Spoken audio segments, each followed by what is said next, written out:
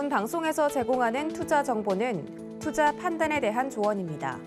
방송에서 제공하는 주식의 가치, 가격 상승 및 가격 하락에 대해서는 방송사에서 보장하지 않습니다.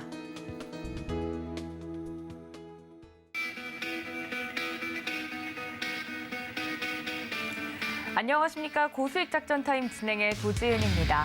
이번 주 주요한 경제 이벤트를 앞두고 전 세계 증시가 눈치 보기 장세를 이어가고 있습니다. 특별히 어떤 정확한 스탠스를 취하기보다는 이 중요한 경제 지표들이 지나간 다음에야 이 전략을 좀 적극적으로 펼칠 수 있을 것 같다라고 전 세계 투자자들이 생각을 하고 있는 것 같은데요. 이런 중요한 시점에 월말 월초를 좀 기다리고 있는 이 시점에서 어떤 전략이 유효할지 오늘도 장전에 작전 세워보도록 하겠습니다. 글로벌 증시와 더불어서 코인 시황은 어떻게 흘러가고 있는지 체크해 봐야 될 것 같습니다. 시황센터 연결하죠. 네, 안녕하세요. 캐스터 이은주입니다. 간밤에 우리 시장에 있었던 주요 이슈들 함께 살펴보도록 하겠습니다. 미국의 제3정당인 자유당이 공식 트위터를 통해서 비트코인에는 전통 금융 시스템을 뒤흔들 힘이 있다라고 강력하게 이 비트코인을 지지하는 발언을 하면서 우리 업계에서 큰 주목을 받고 있습니다. 전반적인 시가총액 또한 지난주부터 지속적인 강세를 보여주고 있는데요. 마켓캡은 현재 1조 달러 이상에서 꾸준히 유지가 되고 있고 비트코인 같은 경우는 전일 대비는 하락 전환이 됐지만 일주일 전 같은 시간 대비 여전히 파란불 켜내면서 상승 흐름은 보여주고 있습니다. 현재 가격은 전일 대비 4.25% 하락한 21,000불대에서 지지를 받고 있는데 이번 주 비트코인의 가격 동향과 관련돼서 주목해 볼 만한 점들 어떤 것들이 있는지 함께 살펴보도록 하겠습니다. 우선 비트코인 이번에 연준 금리 인상 가능성을 앞두고 여전히 불안한 장세를 조금은 보여주고 있습니다. 아무래도 거시적인 경제 이슈가 우리 시장에도 영향을 줄 수밖에 없다라는 게 업계 전반적인 의견 같죠. 이번 주에 연방준비제도의 금리 인상이 0.75에서 10bp까지도 올라갈 수 있다는 가능성이 제기되고 있는 가운데 이미 어느 정도는 가격적으로 선 반영이 됐다라고 전문가들은 분석을 하고 있습니다. 이 암호화폐 대출업체인 넥소의 공동 설립자죠. 안토니 트엠체프 같은 경우는 만약에 암호화폐 투자자들이 이번 주 연준으로 인해 발생할 수 있는 변동성을 견뎌만 준다면은 이 앞으로 비트코인이 24,000달러를 넘어설 수 있을 것이다라고 이야기하기도 했고요.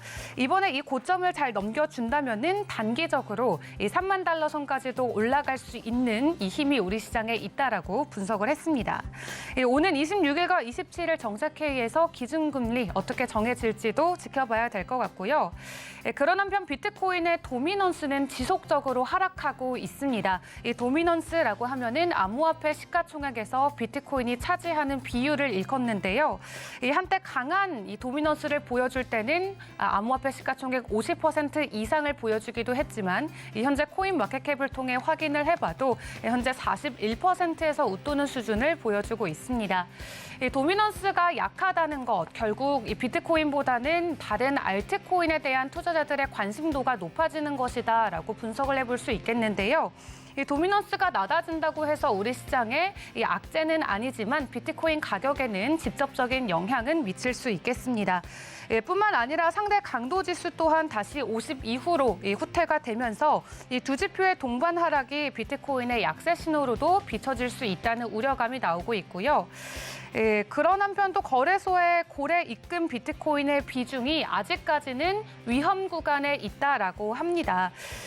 이 크립토컨트의 차트를 통해서 확인을 해보자면요. 현재 고래들이 거래소의 비트코인을 지속적으로 매입시키고 있다라고 하거든요. 한마디로 이 비트코인을 단기적으로는 매수 혹은 매도할 의향이 있다는 거겠죠. 그렇기 때문에 단기적인 변동성을 보여줄 수 있고 약세로까지도 이어질 수 있다라는 크립토컨트의 지표도 확인해 볼 수 있겠습니다. 해당 지표를 EWR 지표라고 일컫는데 이 구간이 0.8에서 0.85가 일반적이지만 현재는 이 0.9 상방에서 등락을 이어가고 있다라고 합니다.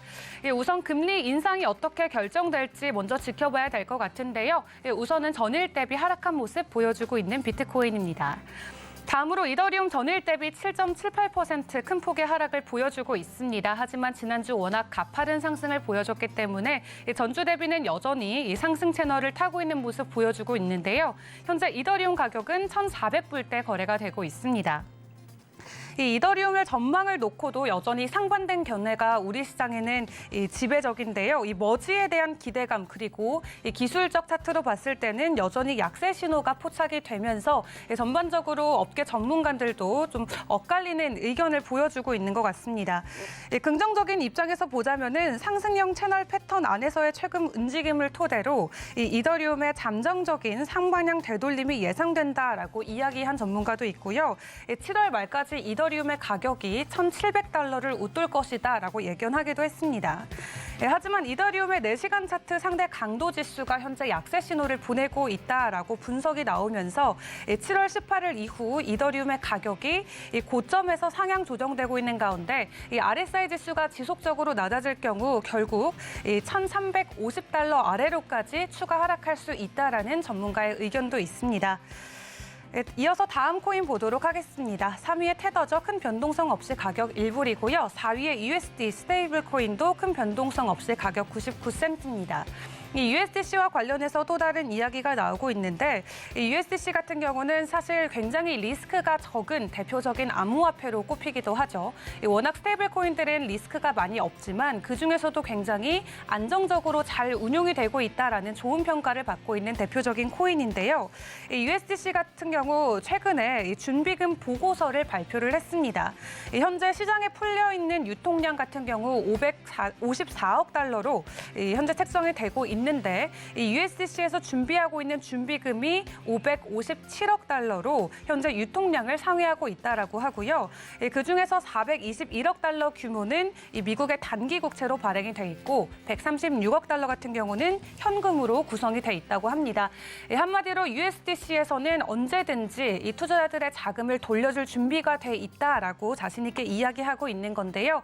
이렇게 견고한 유통량 그리고 이 준비금으로 인해서 USDC에 대한 이 가치가 점점 높아져가는 것 같습니다. 다음으로 BNB 보도록 하겠습니다. 전일 대비 4.84% 하락 전환되면서 현재 가격은 250불이고요. BNB에서 발행하고 있는 USD 같은 경우도 큰 변동성 없이 가격 99센트입니다. 리플이 전일 대비 5.5%, 또 일주일 전 대비 3.56% 하락하면서 0.3달러에 거래되고 있고 이 에이다 같은 경우는 전일 대비 6% 하락 전환됐습니다. 하지만 전주 대비 여전히 2.5% 상승한 가격을 유지해주면서 현재 가격은 0.49달러에 거래되고 있고요. 솔라나도 좀 큰 폭의 하락폭 보여주고 있습니다. 어제도 방송을 통해서 이 솔라나 기반을 하고 있는 이 기술 자체에 대한 문제가 최근에 이슈가 되면서 조금 불안한 모습을 보여주고 있다라고 전달드렸는데요. 전일 대비 9% 하락하면서 암호화폐 시가총액 상위 10개 종목 중에는 가장 큰 하락폭 보여주고 있습니다. 현재 가격은 38달러에 거래되고 있습니다. 마지막으로 도지코인까지 보도록 하겠습니다. 도지코인 전일 대비 6% 하락한 0.06달러에 거래되고 있습니다. 그렇다면 이 시간 특징주 함께 살펴보도록 할 텐데요. 이더리움 클래식에 관련돼서 여전히 업계에서는 이 다양한 관심들이 쏟아지고 있습니다. 이더리움이 본격적으로 POS로 전환을 하면서 이더리움 클래식, 이 POW 채굴에 관한 이 관심도가 점점 높아지고 있는데요. 이더리움 클래식 같은 경우는 전주 대비 여전히 45% 넘게 상승한 모습을 보여주고 있기도 합니다. 또 이더리움의 창시자인 비탈릭 같은 경우도 이더리움 클래식이 POW 기반 코인들 중에서는 굉장히 좋은 체인이다라고 다시 한번 이야기를 하면서 또 투자자들의 관심이 쏠리고 있는데요.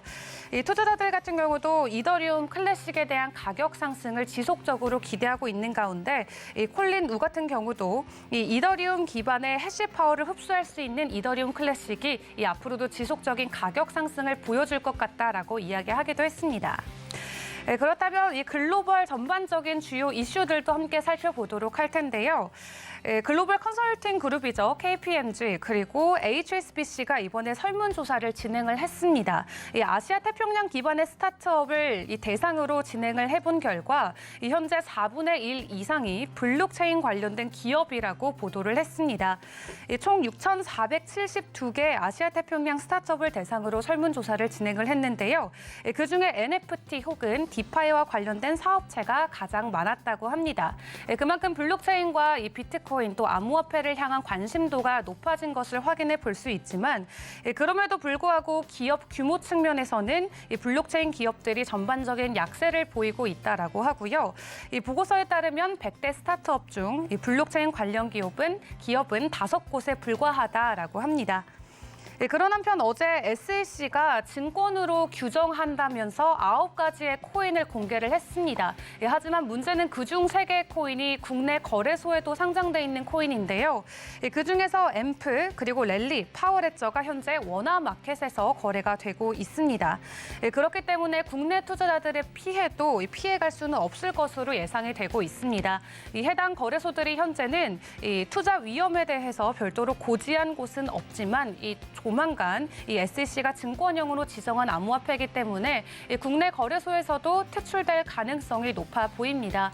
이 암호화폐가 증권형 토큰으로 구별이 되면은 사실 거래소에서는 퇴출되어져야 되는 게 이 상장 폐지가 되어져야 되는 게 수순이기 때문에 이 국내 거래소에서도 조만간 조치가 잇따를 것이라는 예상이 나오고 있고요.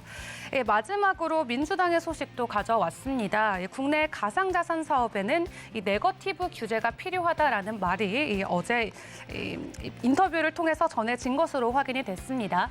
한 업계 전문가가 가상자산 사업에는 현재 포지티브 규제는 적합하지 않다라는 의견을 동의를 했다고 하고요.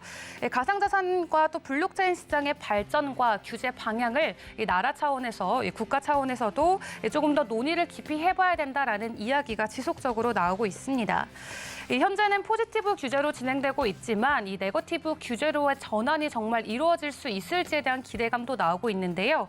김병욱 의원 같은 경우는 가상자산 사업이 앞으로 발전하기 위해서는 이 네거티브 규제로 전환해야 된다고 이야기하면서 이 정부가 네거티브 규제 요건을 준비해 온다면 국회에서는 법안을 마련하겠다라고 어제 이야기했다고 합니다. 한편 유럽연합 같은 경우는 미카 법안에 합의를 했고 미국 같은 경우도 이 스테이블 코인 관련 규제안들을 내놓고 있기 때문에 이 세계에서 거래가 가장 활발한 우리나라 같은 경우도 이 금융당국이 어서 조치를 취해서 이 가상자산 기술력뿐만 아니라 이 법안에서도 이 선도적인 위치를 차지해야 된다라고 이야기를 했습니다. 전반적인 암호화폐 시장 상황 전해드렸습니다.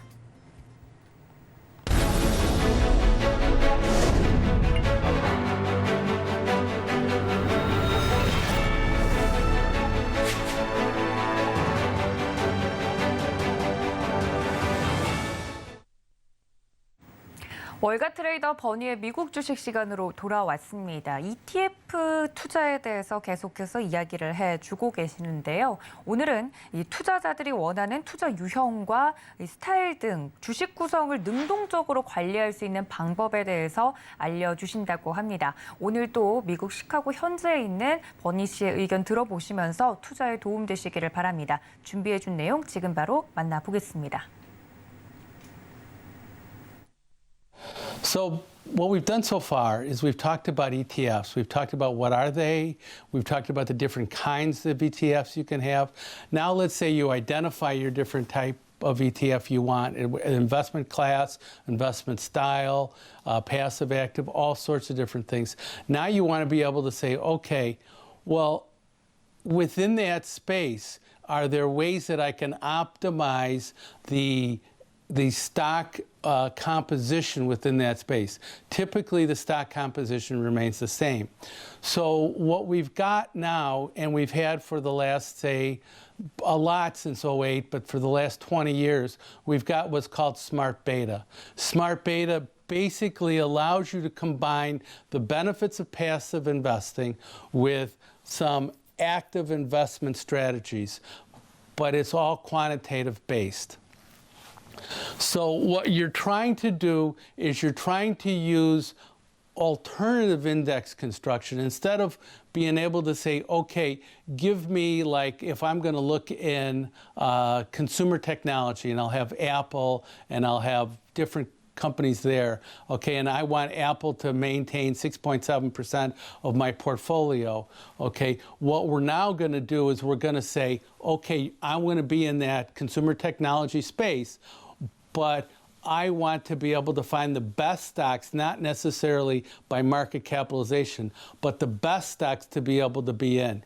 If you have them by market capitalization, if that space goes up 12%, you'll go up approximately 12%.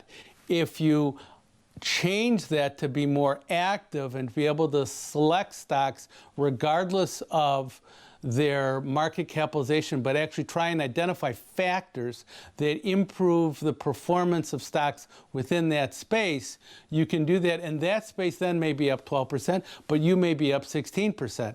If you can truly identify factors that have a positive effect on stock prices. So what you're trying to do is you're trying to capture market inefficiencies and be able to make sure that, like, say, for example, there's a stock in that space that's really underperforming and going down, and there's a problem with the company. You can, as opposed to constantly rebalancing as that stock price goes down, you can just eliminate that stock by a factor analysis. So the increasing popularity of this is because there's people that want to be able to have portfolio risk management in place on top of the fact that they're in a specific sector, a specific investment class, that sort of thing. And they want to have, hopefully, risk-adjusted returns greater than the returns within the space that that ETF represents. So it basically combines the benefits of passive investing with some advantages of active portfolio management. And what they're trying to do is identify, obtain alpha, absolute return, okay? Keep the risk down or increase the diversification so that they can actually outperform the passive style, and yet they can also beat the traditional investment style of actively managed funds or ETFs, and it's better than just straight index investing. So overall, it's trying to identify the best way they can compose a portfolio within the space that they're looking at. And finally, you can do this in all sorts of different ways. You can do it in equities, you can do it in fixed income, you can do it in commodities, you can do it in real estate, you can do it in any multi-asset portfolio, anything you want to do. So now let's look at the growth of this thing. So you can see that post-2008, this has really grown a tremendous amount. And we've gone from zero to like $1.4 trillion worth of assets within this space. Assets in equities, assets in fixed income, assets in real estate, assets in all the different kinds of smart beta ETFs that you can find. And when we look at, say, for example, is the different kinds of ETFs, okay, and the number of ETFs that we have in their exchange-traded portfolios, okay, you can see there's growth, value, dividend, multi-factor, risk-oriented, quality, fundamental, momentum, fixed income, commodity. So you can see there's all sorts of different kinds. Then when you look at the organic growth in here, you can see that the biggest decline was in the risk-oriented sector in 2021. Everything else grew pretty good. Now that's 2021, not 2022. So you still see all this growth going. So we went basically up 10% last year in terms of where the portfolio was at the beginning of the year towards where the portfolio was at the end of the year. When I just look at, so now you can break it out by month and you can see how the growth has started. 2008, we all of a sudden started going up on a higher basis. We have had some redemptions go on. This right here represents the onset of COVID. Okay, and you can see how the increases in 2021 were substantially higher, and the increases in 2020 and 2021 and 2019, 2018 were much bigger than they were prior to that. So you can see that the growth is going on. But now when we want to look at Okay, let's look at now going through into this year. This is 12-month growth compared to 12-month growth a year ago. So you can see it's grown a lot, okay? And obviously, it can't maintain that growth, and it's having a difficulty maintaining that growth within a declining stock market because there's not a lot of new asset investing going on right now with the stock market that's declining. But this space has been a tremendous growth space over time, and you're able to identify sectors that you want, investment styles that you want, all sorts of different things, and then to be able to use factor-based analysis to be able to create an optimal portfolio that is actively managed. It will change over time based on those quantitative factors. So it's mostly computer generated, and it's all quantitative based. And what they're trying to do is outperform a traditional passive investment within a sector style space. 네, 지금까지 미국 현지에 계시는 버니 씨와 함께 이야기를 나누어 봤습니다. 이 월가 트레이더 버니의 미국 주식을 놓쳐서 아쉽다 하시는 분들은 저희 서울경제TV 유튜브에서 다시 보기 서비스가 가능하니까요. 이 점까지 기억해 주시면 좋을 것 같습니다.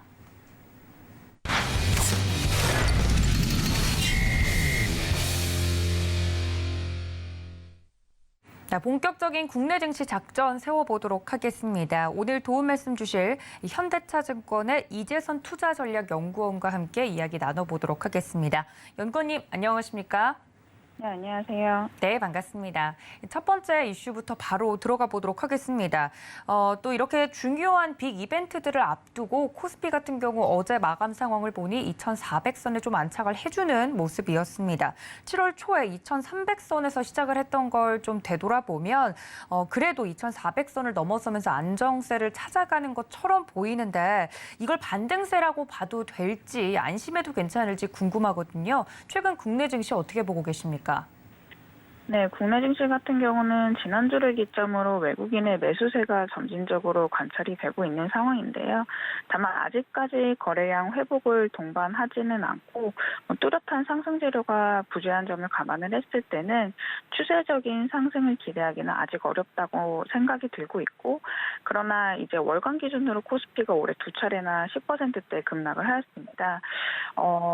너무 많이 빠진 만큼 짧은 이제 반등 가능성에 무게를 두고 있는 입장이고요.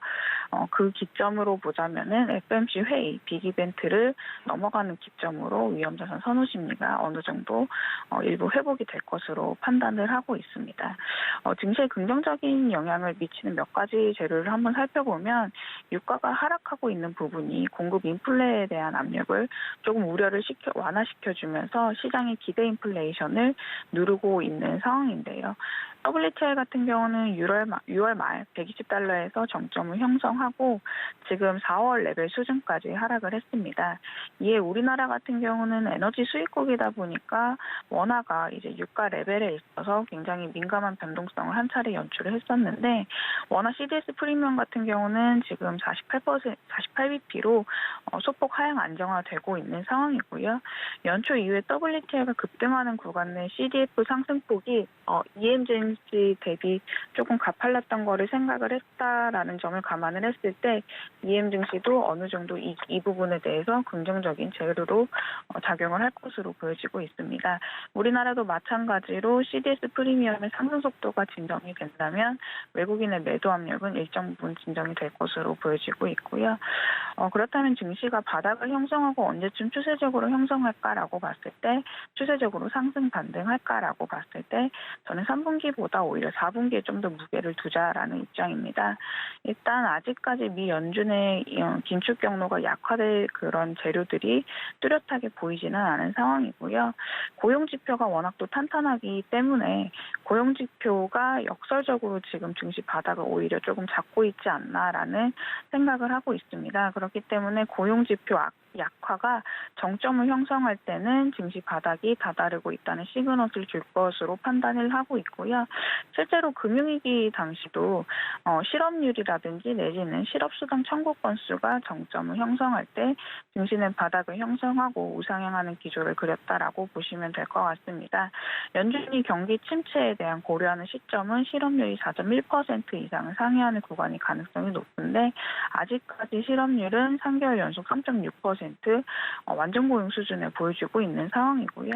아직까지도 이제 실업수당 청구 건수도 과거 대비해서 높은 수준까지 올라오지 못하고 있는 점을 감안을 했을 때는 물가 압력이 둔화되지 않는 이상 미 연준의 금리 인상 정도는 현재 수준으로 유지될 가능성이 높다. 그렇기 때문에 증시 입장에 있어서는 그렇게 증시 입장에 있어서는 중립적인 재료로 이 부분이 작용할 가능성이 높다라고 생각을 하고 있습니다. 네, 국내 시장에 대한 이야기까지 들어봤습니다. 지금 이 시각 현재 나온 뉴스부터 체크를 좀 해보도록 할 텐데요. 한국은행이 올해 2분기 실질 국내 총생산이죠. GDP 속보치가 전기 대비 0.7% 성장했다고 지금 현재 발표가 됐다고 합니다. 특히 1분기 성장률 0.6%보다 좀 크게 성장을 했다는 것이 고무적인 것인 것 같은데요. 관련돼서 이 점에 대해서 주목을 해서 국내 이제 GDP가 발표가 됐으니 우리나라 시각으로 28일 미국의 2분기 GDP 발표도 어떻게 나오는지 체크를 지속적으로 해봐야 될 것 같습니다. 자, 첫 번째 국내 증시 이슈를 마무리를 하고 두 번째 질문으로 좀 넘어가 보면 최근 러시아와 우크라이나가 다시 또 뜨겁게 이야기가 나오고 있습니다. 러시아의 미사일 공격에 오데사항의 곡물 창고가 그래도 우크라이나 측에서는 안전하다 이야기가 또 나오고 있는데 이러한 합의가 잘 되지 않는 부분들이 전 세계적으로 곡물 가격에 영향을 미치기 때문에 굉장히 기민하게 좀 체크를 해봐야 될 것 같은데요. 이것과 관련돼서 원자재 가격과 곡물 가격이 최근에 좀 하락을 해서 인플레이션이 정점을 찍은 것이 아닌가 하는 기대감도 나오고 있습니다. 글로벌 증시는 전반적으로 어떻게 보고 계신가요? 네, 6월 인플레이션이 정점일 수도 있지만 사실 피크라는 주장이 조금 무색할 정도로 수치가 그렇게 좋지만은 않게 나왔고 사실 그렇기 때문에 큰 폭의 뭔가 부양적인 스탠스로 완화될 가능성은 좀 아직까지는 낮을 것 같습니다. 7월달 FMC 인상 확률이 사실 75bp로 기정사실화되고 있지만 테일 리스크로 이제 지금 작용을 하고 있는 100bp 인상 확률도 20%까지 유지를 하고 있기 때문에 어느 정도 이 같은 부분이 증시의 경계 심리로 작용을 하고 있다라고 보시면 될 것 같고요. 지금 대부분 보는 시각이 현재 지금 높은 인플레이션 압력에 미국 경제가 후반에 들어서 완만한 리세션에 빠질 것이라고 예측하는 입장이 조금 우세한 것 같습니다. CPI 급등 세부 항목을 살펴보면은 에너지와 식품 가격이 주도를 하고 있지만 상품과 서비스, 주거부터 자동차, 의류까지 이제 전방위적으로 가격 상승이 지금 지속이 되고 있는 상황이고요. 특히 부동산 시장의 렌트비를 보자면은 렌트비만 따지면 6월 한 달간 한 0.8% 올라서 1986년 이후에 최고치를 기록을 했다라고 보시면 될 것 같습니다. 경기가 조금 둔화되고 어닝 가이던스가 한 번 더 조정을 받을 때 증시도 조금 바닥을 형성할 가능성도 이러한 점을 봤을 때는 배제할 수 없다라고 생각은 들고 있고요. 다만 이제 아까 제가 말씀드렸다시피 7월 100bp 인상 가능성은 아직까지는 좀 여전히 유지가 되고 있지만 저는 오히려 75bp 인상 가능성이 무게를 두는 게 일단 매파 성향의 연준 의원이 100bp 인상 가능성이 선을 긋는 발언을 수차례 한 바가 있었고요. 대표적으로 윌러라든지 제임스 블러드 연은 총재가 75bp 지지한다고 발언을 한 바가 있습니다. 연준의 입장으로서는 사실 본인의 손으로 리세션, 특히 이제 급격한 리세션을 야기하는 걸 감내할 좀 용기 있는 분은 그렇게 많지는 않을 것 같고요. 네, 그렇습니다. 네, 글로벌 증시 전반적으로 좀 살펴봐 주셨습니다. 인플레이션 정점론에 대해서는 확신하기에는 아직은 이런 수치들이 객관적으로 나오는 것들을 좀 봤을 때 아직은 그런 이야기는 이르지 않나 이야기까지 근거를 들어서 말씀을 해주셨습니다. 전 세계적으로 힘든 상황이지만 앞서서 러시아와 우크라이나 상황도 좀 전달을 해드렸는데 유로존의 경기 침체 이야기가 계속 나오고 있습니다. 유로존에서 경기 침체가 끝나는 것이 아니라 신흥국으로까지 번져가고 있다 이야기들도 나오고 있는데 이런 부분들을 봤을 때 저희가 어떤 포인트에 좀 주목을 해서 전략을 세워보는 게 좋을까요? 네, 일단 러시아 우크라이나 사태가 장기화가 됨으로써 사실 유럽 같은 경우는 미국 대비해서 물가 상승 압력이 여전히 좀 높다라고 생각을 하시면 될 것 같고요. 실제로 이제 EU 같은 경우가 유로존의 올해 경제 성장률 전망치를 하향 조정했고 인플레이션 전망은 7.6%로 상향 조정을 했습니다. 러시아 내 푸틴에 대한 지지율을 좀 보자면 우크라이나 침공 장기화 여부를 조금 알 수가 있는데 푸틴에 대한 지지율은 사실 침공 이후에 여전히 상승세를 이어가고 있기 때문에 단기간에 전쟁이 끝나기는 쉽지만은 않은 상황입니다. 6월 기준으로 푸틴 대통령 지지율은 한 85%로 2월 대비 15% 이상 상승을 했고요. 이 리더십 강화 같은 경우는 전쟁의 장기화 명분을 제공해준다라고 생각을 하고 있습니다. 이러한 분위기 가운데 최근에는 시장에서도 계속해서 나오는 뉴스겠지만 러시아가 노드스트림을 통한 천연가스 공급을 일시적으로 중단을 하고 또 사실 풀리 이제 가동을 하지 않고 최근에는 한 20%만 가동하겠다고 얘기를 하면서 유럽 내 이제 겨울철 에너지 대란의 우려가 계속해서 자극이 되고 있는 상황이고요. 만약에 가스 공급이 굉장히 많이 축소가 되고 이게 에너지 관련해서 물가를 자극을 한다면은 사실 유로화 변동성이 다시금 높아질 가능성이 있고 최근에 발생한 그 유로화 페리티가 깨진 게 이러한 부분에서 이제 맥락에서 해석을 할 수가 있겠습니다. 이와 더불어서 지금 7월 달에 미 연준의 그 75p 인상도 예정이 되어 있기 때문에 사실 유로화 약세 달러 강세 구도는 우리나라에게도 그리 좋은 입장은 아닙니다. 원화 같은 경우는 최근 유로화 흐름과 상관성이 높아지고 있기 때문에 유로화 약세 압력이 지속이 된다면은 원화 같은 경우도 사실 강세 압력보다는 추가 약세 가능성이 좀 더 무게를 둬야 되지 않을까라고 생각을 하고 있습니다. 그럼 종목에 대해서 조금 더 좁혀 들어가 보도록 하겠습니다. 간밤에 뉴욕 증시 같은 경우는 별로 좋은 소식은 아니지만 에너지주는 상승을 하고 빅테크 기업들은 좀 쉬어가는 모습을 보여줬는데요. 어제 우리 증시 마감이 된 상황도 보면 현대차라든지 완성차 관련된 종목들은 올라오고 LG 에너지 솔루션 같은 종목들도 흐름이 좋았습니다. 그래서 오늘 장에서는 간밤에 뉴욕 증시 상황을 보면 이렇게 러시아와 우크라이나 사태로 계속 좀 발전이 되고 있는 에너지 관련주들 다시 오를지 개인적으로는 궁금하거든요. 국내 증시 오늘 어떤 식으로 예상을 좀 하고 계십니까? 네, 앞서 얘기해 주셨다시피 사실 전쟁 같은 경우는 쉽게 끝날 것 같지는 않기 때문에 에너지 관련된 업종은 중장기적으로 바라봐도 나쁘지 않을 것 같다라는 입장이고요.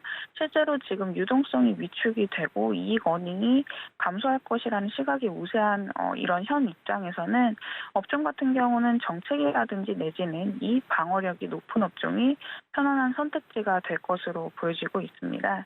최근에 지금 유럽 쪽에서 발생한 에너지 대란 같은 경우는 오히려 EU 내에서 친환경 시계를 조금 가속화하는데 일조를 했다라고 보시면 될 것 같고요. EU 같은 경우는 이미 이제 러시아 우크라이나 전쟁 이후에 리파워 EU라는 이제 새로운 법령을 개정을 하면서 2030년까지 러시아에 대한 에너지 의존도를 제로 수준으로 오히려 낮추기로 결정을 했고 실제로 EU 전체 에너지 믹스 중에서 재생에너지 비중 법정 목표를 2030년까지 기준 32%에서 40%로 오히려 높이는데 합의를 결정을 했습니다. 그렇기 때문에 EU 같은 경우는 전쟁 결과와 관계없이 천연가스라든지 관련된 에너지 도입선 다변화에 나설 가능성이 높다라고 생각이 들고 있고요.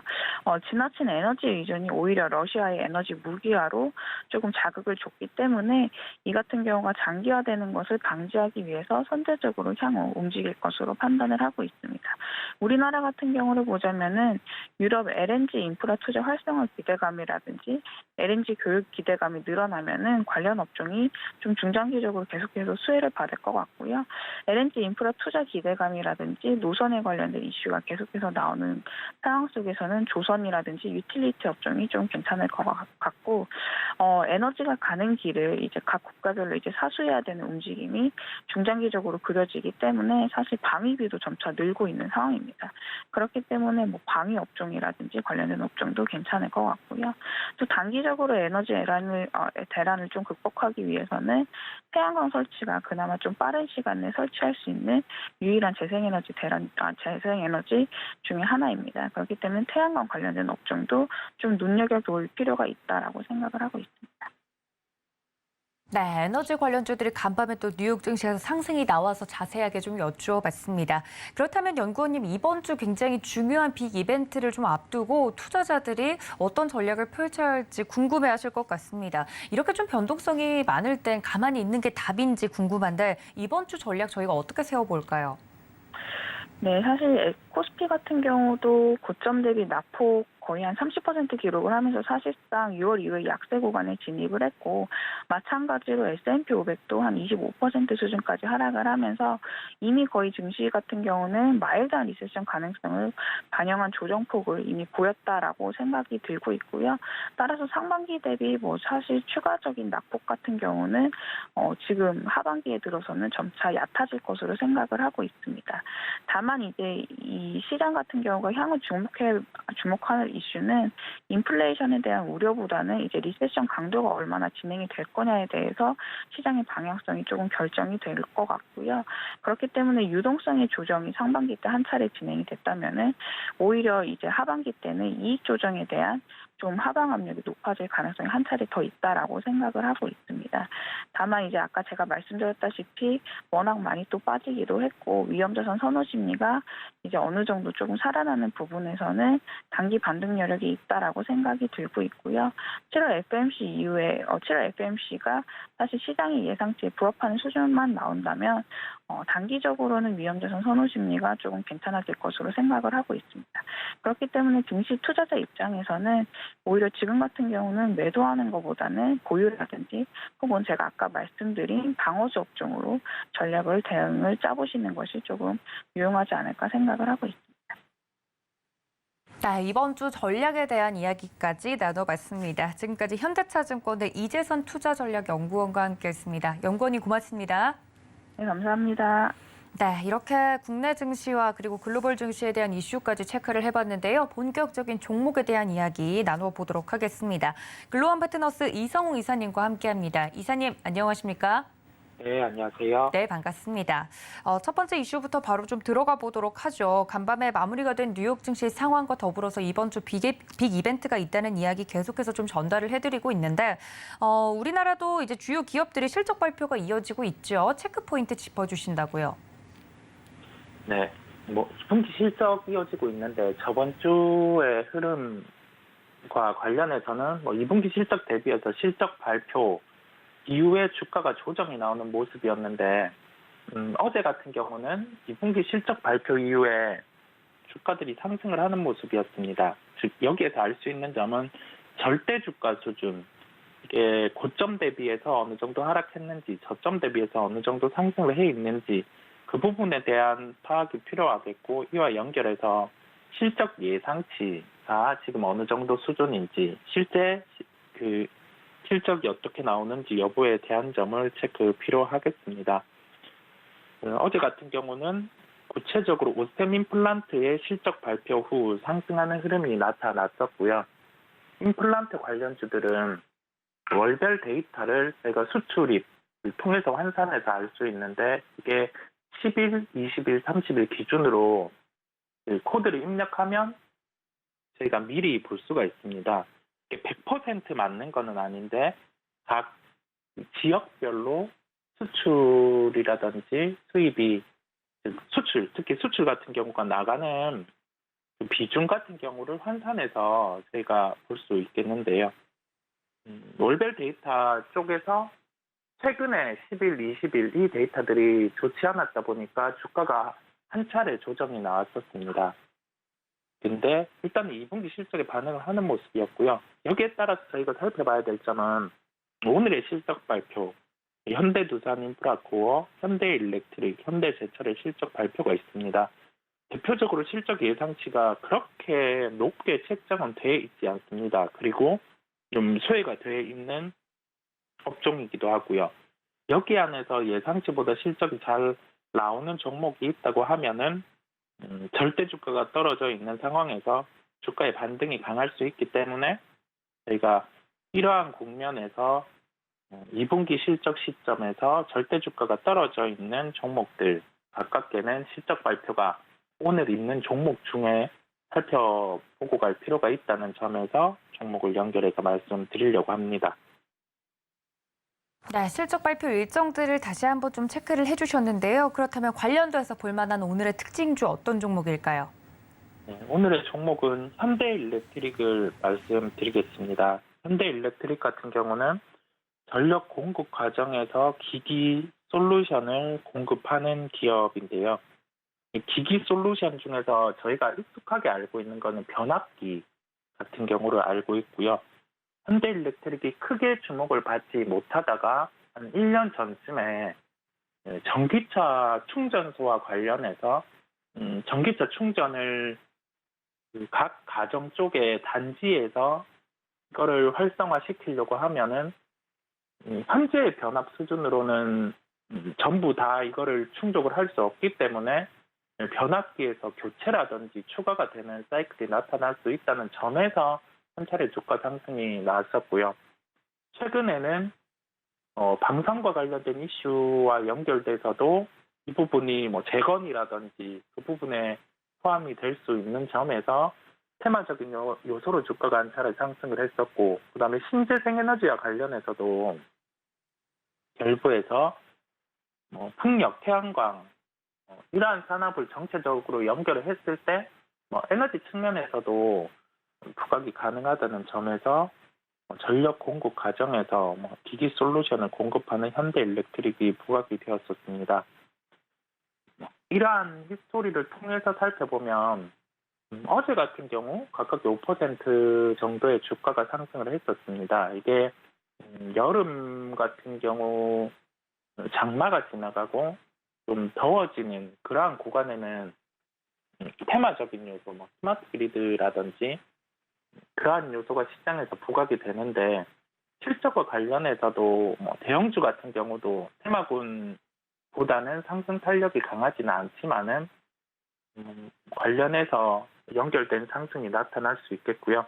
어제는 그러한 현상이 나타나는 모습 저희가 볼 수가 있었는데, 오늘은 이제 실적 발표가 있기 때문에 현대제철이라든지 현대투자 인프라코어 같은 기업도 물론 좋지만 지금 워낙 경기 사이클에 민감하게 반응을 하고 있는 상황이고, 수요의 회복이라든지 그 점이 뚜렷하게 나타나지 않는 상황이다 보니까 실적의 수치만 확인을 하고 갈 필요가 있겠고요. 현대일렉트릭 같은 경우는 그래도 실적이 나오는 기업이기도 하고, 지금 주가 수준을 함께 보더라도 단적으로 그렇게 밸류에이션이 높은 주식도 아닙니다. 그렇다 보니 예상치 대비 실적이 잘 나온다고 하면은 좀 상승으로 반응할 수 있다는 점 저희가 기억을 해놔야 되겠습니다. 2분기 예상 영업이익은 281억 원입니다. 반복해서 말씀드리는 부분인데 실적 예상치 대비 상회 여부를 체크할 필요가 있겠고요. 좋은 점, 즉 실적이 잘 나와서 반응할 수 있다는 점이 있다면은 좀 안 좋은 점 같은 경우는 경기 민감주 중에서 반응을 해왔다는 점이겠습니다. 조선과 관련해서 부분, 그다음에 중동 시장에서 확대될 수 있다는 점, 그다음에 미국의 인프라 투자라든지 신재생 투자 확대, 이 부분에서 주가가 긍정적으로 반응을 해왔는데 지금 이 부분에 대한 모멘텀은 다 좀 둔화된 상황이거든요. 조선 쪽 같은 경우도 사이클은 지금 상승하는 사이클이지만은 주가는 유가가 떨어지면서 한 차례 조정이 나왔고, 고유가에 따라서 중동 시장 같은 경우에 활성화, 이 부분도 유가가 110불, 120불 구간에서 한 100불 정도로 떨어져 있다 보니까 조금 애매한 구간이기도 하고, 그다음에 신재생에너지 투자 같은 경우는 그냥 이제 좀 갈리는 흐름이거든요. 중국 같은 경우가 어제 폴리실리콘과 관련된 수요 조정이 있을 수 있다 하니까 폴리실리콘과 관련된 OCI 같은 경우는 조정이 나오고, 이 원재료를 사용해서 모듈을 만드는 현대일렉트릭 이런 쪽은 반등이 나오는, 즉 업종이 한 번에 동일해서 상승하는 게 아니라 업종 내에서도 주가가 갈리는 흐름이 나오고 있는 걸 저희가 볼 수 있습니다. 그렇다 보니 현대일렉트릭 같은 경우도 지금 주가에 상승할 수 있는 플러스 알파 요인이 됐던 부분은 다 물음표로 돌아선 상황이거든요. 그렇다 보니 이런 단점 요소도 존재한다는 점 저희가 생각을 해야 되겠습니다. 결론적으로 장점, 단점 부분이 존재하는 상황에서 가깝게 이벤트 요소가 2분기 실적에 있기 때문에 일단은 살펴봐야 된다는 점 말씀을 드릴 수 있겠고요. 가격 접근으로는 가격은 조금 현재가보다는 낮게 잡았습니다. 24,000원대에 접근 가능하다는 결론이겠습니다. 네, 실적 발표 시즌과 더불어서 현대일렉트릭 오늘 특징주로 이야기를 해주셨습니다. 어제 같은 경우는 좀 급등을 해준 종목이네요. 관련돼서 장점과 단점을 명확하게 나누어서 이야기를 해드린 만큼 종목을 이제 매매적으로 보고 계시는 분들에게 유효한 종목일 것 같습니다. 가격 접근이 가능한 부분은 24,000원대 접근 가능하다고 말씀을 좀 드렸으니까요. 이 점까지 종목별 특성도 챙겨가 주시면 좋을 것 같습니다. 자, 다음 이슈로 좀 넘어가 보도록 하겠습니다. 어제 우리 증시도 외국인과 기관이 좀 들어와 주면서 증시가 2,400선을 좀 안착을 해주는 모습을 보였는데 수급이 키다라고 이야기를 자주 이야기해 주셨잖아요. 이 수급과 관련돼서 대체 어떤 종목들을 좀 집중적으로 사들이고 있는지 궁금한데 시장을 수급적으로 분석해 주신다고요. 네, 수급 같은 경우는 기업을 바라볼 때, 즉 기업의 주가를 바라볼 때 하나의 요소라고 보시면 되겠고요. 수급만 좋다고 해서 주가는 상승할 수 없지만은 수급도 좋아야지 주가가 상승할 수 있는 요인이 된다는 점 한번 짚고 가겠습니다. 수급 같은 경우로 지금 접근을 해볼 만한 종목을 추리는 이유가 실적이 뒷받침되는데 수급까지 함께 더해지는 즉 교집합이 있는 종목들 같은 경우는 장중에 하락을 하더라도 이게 회복세가 빠르고요. 시장이 하락하더라도 좀 덜 빠지는 그런 경향이 있습니다. 그렇다 보니 지금 측면에서 절대적인 주가, 즉 바닥 대비 상승해 있는 그러한 종목 같은 경우는 장중에 수급에 따라서 실적 변동성이 많이 확대가 되는 구간이고요. 장중에 따라서 매매 구간도 나올 수 있다는 점을 말씀드릴 수 있겠습니다. 지금의 업종 중에서 수급 중심은 엔터, 그리고 방산, 자동차 이렇게 시장에서 수급 중심에 있고요. 대형 IT 같은 경우는 바닥에서 지수가 올라올 때 그 지수의 상승의 중점이 되었던 업종이다 보니까 지금은 수급의 혼조세가 나타나고 있습니다. 외국인 기관의 혼조세가 나타나는 구간에서 지수가 상대적으로 덜 빠지고 있는 게 좀 다른 업종 쪽 시가총액 상위 내에서 거래소는 자동차 그리고 방산, 코스닥 같은 경우는 2차 전지가 조정이 나올 때 나머지 엔터라든지 기타 업종 쪽으로 수급이 분산되면서 그래도 지수가 조정이 안 나오는 모습이거든요. 그렇다 보니 수급 중심으로 해서 엔터, 방산, 자동차 중에서 한 종목 정도는 살펴보고 갈 필요가 있다는 점에서 오늘 말씀을 드리게 됐습니다. 네, 어떤 종목을 그럼 특징적으로 볼까요? 네, 종목은 JYP 엔터를 말씀드리겠습니다. 엔터 업종 같은 경우는 2분기 실적은 대부분 예상치를 상회를 할 겁니다. 왜냐하면 1분기는 업종 자체가 비수기인 경향이 있고 2분기부터 1분기에 포함이 안 된 콘서트 수익이라든지 그 부분이 포함되는 종목들도 있기 때문입니다. 그렇다 보니 실적은 대부분 예상치를 상회를 할 텐데요. 그 부분은 시장에서 알다 보니까 주가에 반영이 돼 있는 구간으로 보시면 되겠습니다. 그리고 JYP 엔터 같은 경우는 비싸지는 밸류 구간에 있습니다. 순이익 대비해서, 즉 올해 연간 순이익 대비해서 지금 시가총액 같은 경우가 다른 엔터 주 대비해서는 약간 비싸게 부여를 받는 구간이기는 하거든요.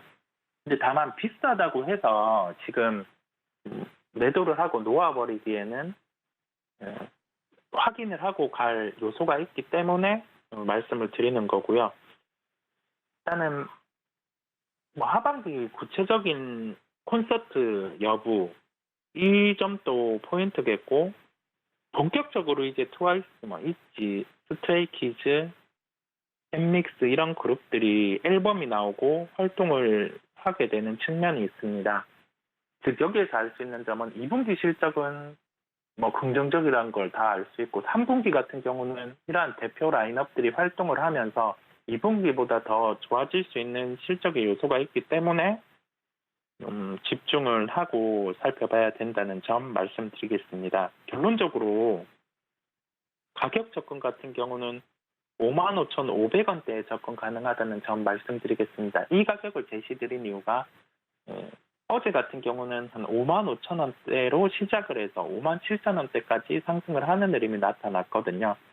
며칠의 주가 흐름을 보면 장중에도 수급에 따라서 변동성을 주면서 움직이기 때문에 좀 지금 가격보다는 약간 낮은 수준의 가격을 제시해 드렸고 3대 일렉트릭, JYP 엔터 둘 다 지금 구간에서는 매수를 해서 중장기로 보유하고 간다는 개념보다는 동일하게 최근에 말씀드린 흐름과 동일하게 손절 같은 경우는 5%로 타이트하게 잡고 가야 된다는 점 강조드리도록 하겠습니다. 네, 수급적으로도 체크해볼 만한 종목 JYP 엔터까지 말씀을 드려봤습니다. 이렇게 종목에 대한 자세한 설명까지 들어봤는데요. 투자자분들 이 점까지 체크해 주시면 좋을 것 같습니다. 지금까지 글로원 파트너스 이성웅 이사님과 함께했습니다. 이사님 고맙습니다. 네, 감사합니다. 네, 이렇게 장전 전략 모두 세워봤습니다. 여러분들 장중에 매매 시그널을 통해서 또 대응 전략 알려드리도록 할 테니까 끝까지 함께해 주시기를 바라고요. 본 방송에서 제공해드린 정보는 투자 판단에 대한 조언일 뿐 해당 주식의 가치나 수익률을 보장하고 있지 않다는 점까지 알려드리면서 저는 잠시 뒤에 다시 인사드리도록 하겠습니다. 시청해주신 여러분 고맙습니다.